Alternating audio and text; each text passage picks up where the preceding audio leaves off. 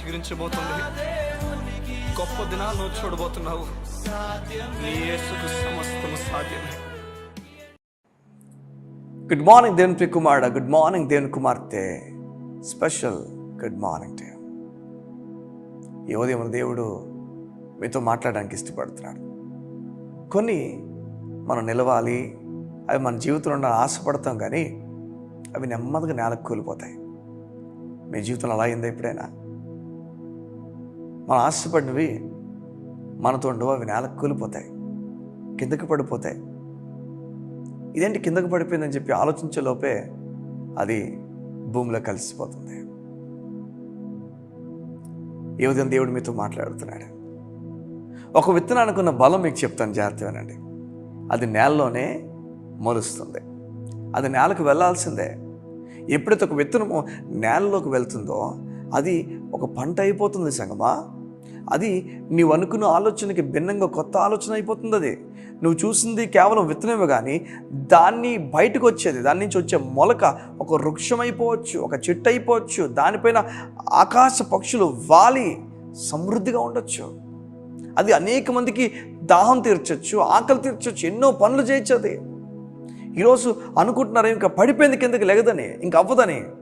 దేవుని రాజ్యంలో దేవుని లేఖనాలు చెప్తున్నాయి, ప్రతిదీ కూడా ప్రభు మీద ఆధారపడి వెళ్తున్నప్పుడు పడిపోయిన దాన్ని కూడా, పోయింది కూడా రెండంతలకు వెనకిస్తాడు దేవుడు. యోబు గురించి మనకు తెలుసా? తన భార్య ఒక మాట అంటుంది, ఇంతకు కోల్పోయిన తర్వాత కూడా అవసరమా నీకు దేవుడు? ఇంత నువ్వు కృంగిపోతున్న సమయంలో, చిల్ల పెంకు పట్టుకొని గీక్కుంటున్న సమయంలో, గోక్కుంటున్న సమయంలో అవసరమా దేవుడు నీకు? ఒకసారి ఆ దేవుణ్ణి నువ్వు శపించడం నేను చూడాలంతే. దేవుడు నీకు శపించడం చూడాలి. బాగున్నప్పుడు చూసారా, కుటుంబం ఉంటుంది పక్కన, బాగున్నప్పుడు అందరూ ఉంటారు. బాగున్నప్పుడే కదా ఇష్టానుసారంగా ప్రవర్తిస్తారు. అన్నీ బాగున్నప్పుడు మన చుట్టూ డప్పులు కొడతారు. బాబు ఎంత బాగున్నావు, నువ్వు ఎంత మంచోడువో, నువ్వు నీలాంటి వాడు లేడు సార్. ఒకవేళ బాగోపోతే ఇంకా లేదు, ఇంకా డబ్బులన్నీ పట్టుకెళ్ళిపోతారు. ఇంకా మనతో ఇప్పుడు మాట్లాడడానికి ఇష్టపడరు. నేల కూలిపోయిన విత్తనంగా ఈ వ్యక్తి జీవితం ఉందని గుర్తుపెట్టుకోలేని సమయం. అందరూ అన్నారు యోబ్ చాప్టర్ ఫినిష్ అయిపోయింది, యోబ్ జీవితం అయిపోయింది. మీకు మాట చెప్పిన, యోబ్ లైఫ్ చాప్టర్ 1 అయిపోవాలి. యాక్చువల్గా చాప్టర్ 1 మొత్తం నేల కూలిపోయింది యోబ్ లైఫ్. కానీ యోబ్ లైఫ్ ఎంత లేపాడు తెలుసా దేవుడు? యోబ్ లైఫ్ని ఎలా లేపాడు చెప్పనా? ఎన్నో చాప్టర్స్ తర్వాత చూస్తే యోబ్ బ్రతికున్నాడు. ఏమైతే కోల్పోవడానికి రెండంతల ఆశీర్వాదం దేవుడు ఇచ్చాడు. యోబ్ లైఫ్ బెస్ట్ ఎగ్జాంపుల్. మనకి కోల్పోయిన దాన్ని వెనక్కి తిరిగి ఇచ్చే దేవుడు మనకున్నాడని బెస్ట్ ఎగ్జాంపుల్ ఇస్తుంది. ఈరోజు ఒక విత్తనం కింద పడిపోయిందా మీ జీవితంలో? ఏదైనా ఒక సమస్య కిందకి పడిపోయిందా? అది ఫలించబోతుంది.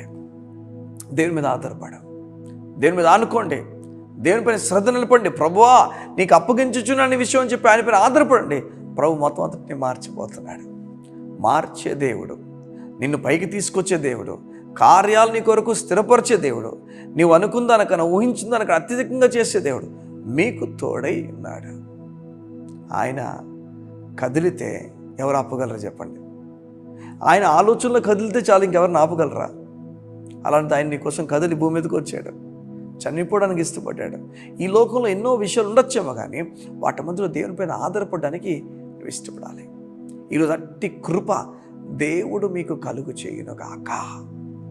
అట్టి కృపతో దేవుడు మిమ్మల్ని నడిపించునుగాక.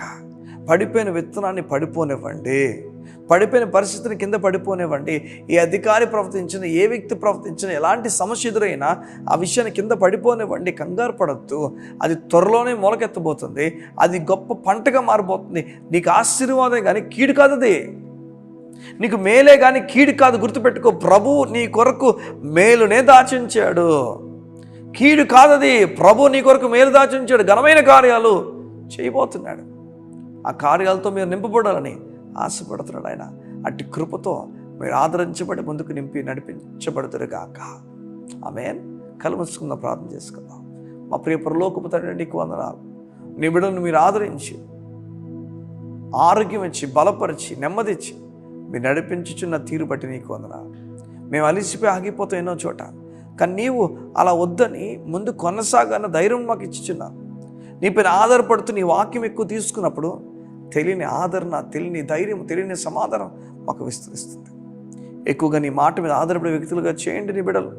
ఒకవేళ వారు ఈ మధ్యకాలంలో కోల్పోయే మీద ఆ కోల్పోయిన దాంట్లో రెండంతలకు వెనక్కి ఇవ్వబోతున్న దేవా నీకు స్తోత్రం. నీ కార్యం జరిగించిన బిడ్డలకు ఆదరించి నడిపించబడుతూ యేసు పరిశుద్ధ నామమున ప్రార్థించి అడిగి వేడుకున్న మా ప్రియ పరలోకపు తండ్రి. ఆమేన్, ఆమేన్, ఆమేన్. నీవు కోల్పోయిందంతటినీ కూడా రెండంతలుగా దేవుడు వెనక్కి తీసుకొస్తున్నాడు. ఆ పడిపోయిన విషయాన్ని పడిపోయి అలా ఉన్ని ప్రభు దానికి చిగురు ఇవ్వబోతున్నాడు. God bless you. See you tomorrow. God bless you.